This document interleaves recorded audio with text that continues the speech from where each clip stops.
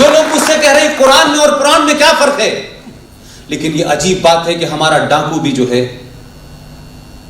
रामायण लिख देता है और जो कुरान पढ़ लेता है वो आतंकवादी हो जाता है। इतना ही फर्क है हमारे आपके बीच में। इसलिए ये मत कहिए, मदरसों को मत बचाइए। जिस मुल्क को आपने बनाया था रात रात चिल्ला चिल्ला करके आजादी के वक्त, उसमें 400 मदरसे थे, अब 4.5 लाख मदरसे हैं। और कोई रामलाल श्यामलाल, कोई आरएसएस की ब्रांच उनको पढ़ाने नहीं जाती, कुरान आप ही पढ़ाते हैं। और हमारी बात छोड़ दीजिए, हम तो बहुत पीछे हैं, हम तो मुशरिक लोग हैं, हम तो मूर्ति की पूजा करने वाले लोग हैं। लेकिन आप मुझे बताएं भाई, आप तो एक अल्लाह के हैं, एक किताब के लोग हैं।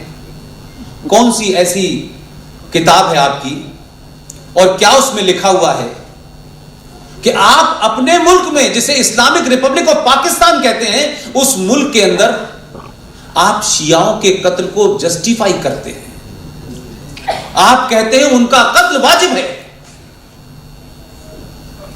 और अपने ही मजहब के लोग जो मोहम्मद साहब को मानते हैं, जो किताब को मानते हैं, जो अल्लाह को मानते हैं, जो 5 वक्त की नमाज पढ़ते हैं, लेकिन वो अपने आप को यह जरूर कहते हैं कि कुरान शरीफ में फरमाया गया है कि 1,24,000 पैगंबर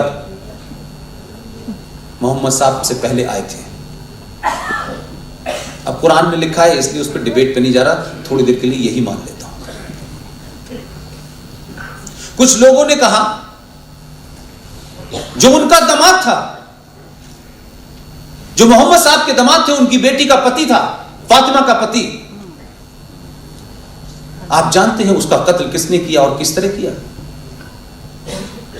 जब सुबह फजर की नमाज, जो सुबह 4:30 बजे पढ़ी जाती है, जब वो नमाज पढ़ने गए तो एक शख्स उनके पास में लेटा हुआ था, मुंह उसका नीचे था, काफी देर से लेटा हुआ था।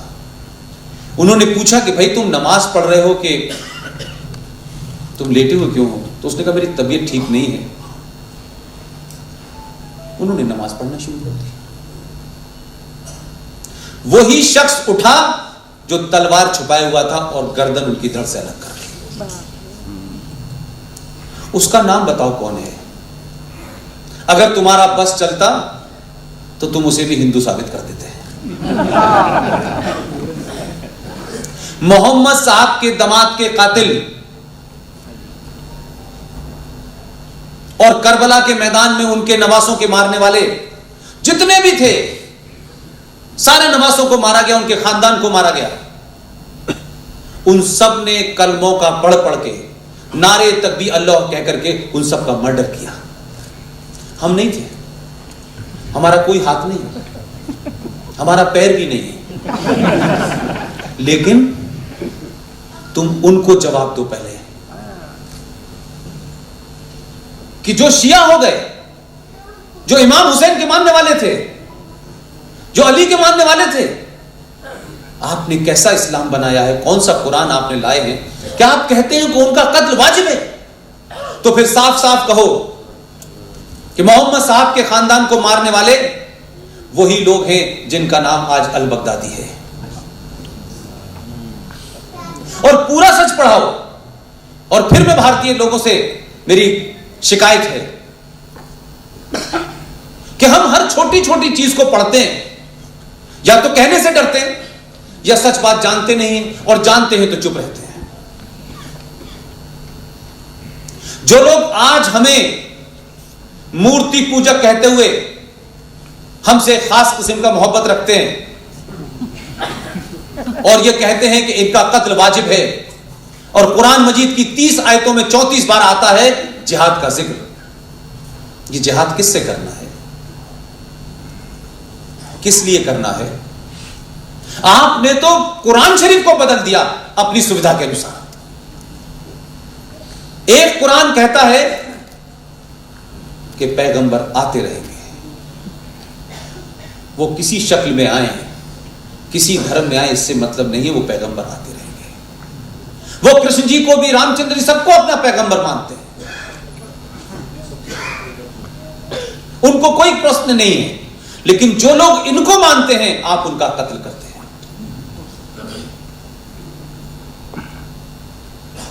तो मैं तो थोड़ा सा, आप जानते हैं कि पॉलिटिकल जर्नलिज्म मैंने किया है, तो थोड़ा सा हल्का छेड़ देना चाहिए बीच बीच में।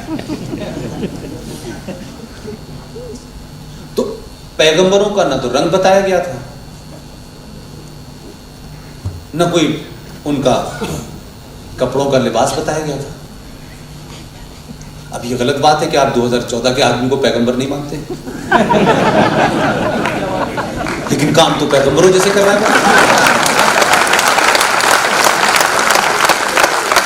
मैं ये बात इसलिए कह रहा हूं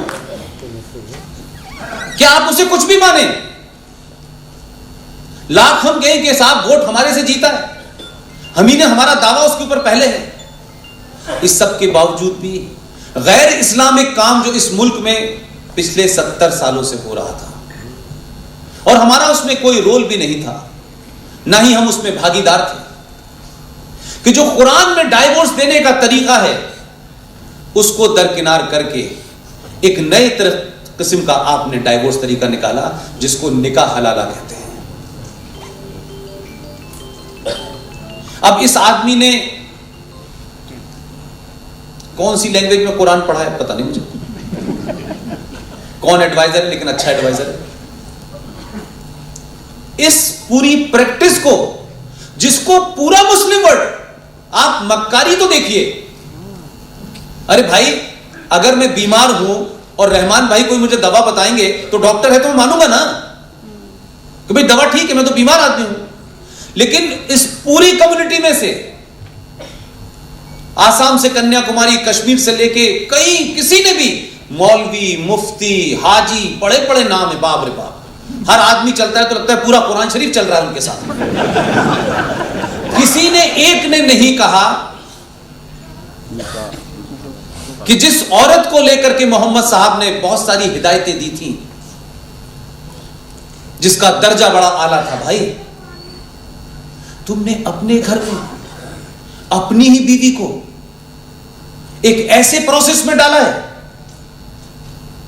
कि तुम अपनी मर्जी से उसको तलाक दे दो, अपनी मर्जी से दे दो।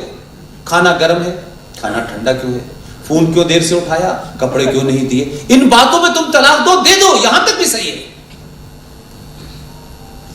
लेकिन दुनिया के सुप्रीम क्रिएशन जिसे औरत कहते हैं, आपने कहा कि अगर मुझे 1 घंटे बाद यह होश आया कि मैंने तुम्हें तलाक दे दिया है और अब मुझे यह एहसास होता है कि मुझे तलाक नहीं देना चाहिए था और मैं दोबारा से तुम्हारे साथ रहना चाहता हूं, तो तुमने क्या डेफिनेशन घड़ी यार, कमाल के मक्कार हो यार।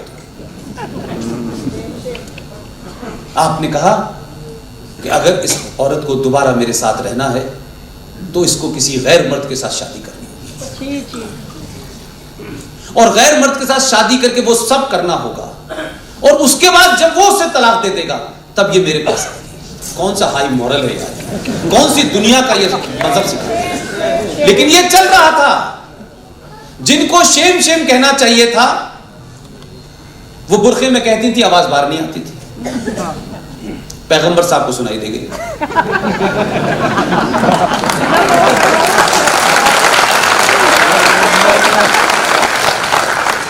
अपने यानी भेजा था राम मंदिर बनाने, लेकिन अगला कह रहा है पहले मैं जरा ये ठीक ठाक, हमने कहा चलो ये भी करो। लेकिन पूरी कम्युनिटी इस बात से नाराज है कि हमारे मजहब में ये आदमी दखल दे रहा है। अब पूरे इस्लामिक वर्ल्ड में कोई इस बात से नाराज नहीं है। अब मुझसे लोग पूछते हैं कि यार ये मोदी जब भी जाता है इस्लामिक कंट्री में इसको लोग अवार्ड देते हैं, हर जगह इसको अवार्ड दे रहे हैं। तो बोले उनको पता है निकाह हलाला क्या है, लेकिन ये नहीं चाहते, ये नहीं चाहते, ये यही प्रोसेस चाहते हैं। तो आप जब संविधान पे के पद पे बैठते हैं तो संविधान की रक्षा कीजिए, उसके बीच में कोई आए आप मत मानिए। तो मेरी वर्तमान सरकार से और प्रधानमंत्री से दूसरी दरखास्त, कि संविधान में जो प्रावधान विजनरी लोगों ने बनाए थे और जो इस देश की बहुसंख्यक जनता मेजॉरिटी के खिलाफ हैं, उन्हें तत्काल हटाया जाए।